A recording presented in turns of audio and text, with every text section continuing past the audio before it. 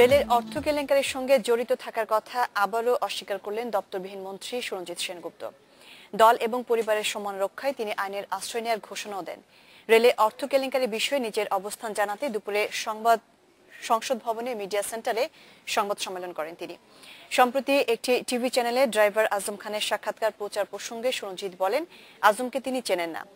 দুদক বিজ্ঞাপন দিয়েও তাকে খুঁজে পায়নি, কিন্তু টিভি চ্যানেলটি তাকে ঠিকই খুঁজে পেয়েছে। সুরঞ্জিত দাবি করেন, তদন্তে তিনি নির্দোষ প্রমাণিত হয়েছেন। এখন তার কোনো পদ নেই, তাই পদত্যাগের প্রশ্নই আসে না।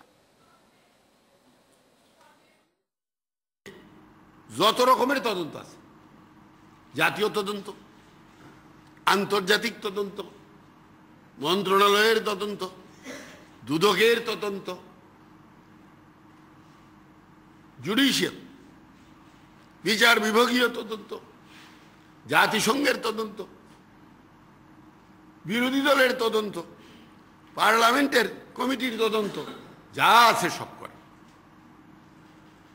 কিন্তু একটা কথা বলতে হবে, কোন তদন্তের পরে, রেজাল্ট আউট হওয়ার পরে একটা মানুষ মুক্ত হবে, এবং তার জন্যে আপনারা যা লিখেছেন বলেছেন আমরা দুঃখ প্রকাশ করতে পারব। আর যদি তদন্তে প্রমাণিত হয়, তাহলে I don't care to die as an unsung, unlamented. আমি আমার পরিবারকে রক্ষা করার জন্য, আমার সুনামকে রক্ষা করার জন্যে আমিও তো আইনের দ্বারা যাইতে পারি, আমিও তো আইনের আশ্রয় নিতে পারি।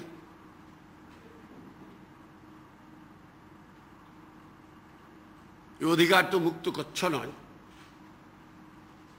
এইটি যখন এটি পরিবারকে, এটি মানুষকে মানহানিকর অবস্থায় যায়, তার জন্য তো আইনের বিধান আছে। আমি কতিপয়, আমি সবকে বলছিলাম, ইলেকট্রনিক মিডিয়া বললাম তো, এই যে 48 ঘন্টা বাজাইলেন, আপনি সব জানলেন আর কেউ জানল না। আরো দু একটি প্রিন্টিং আছে, আমি আমার আত্মরক্ষার জন্য, আমার পরিবারের আত্মরক্ষার জন্য আমিও তো আইনের আশ্রয় নিতে পারি। আমি আইনের আশ্রয় নেওয়ার আমাকে আজকে যেতেই হবে।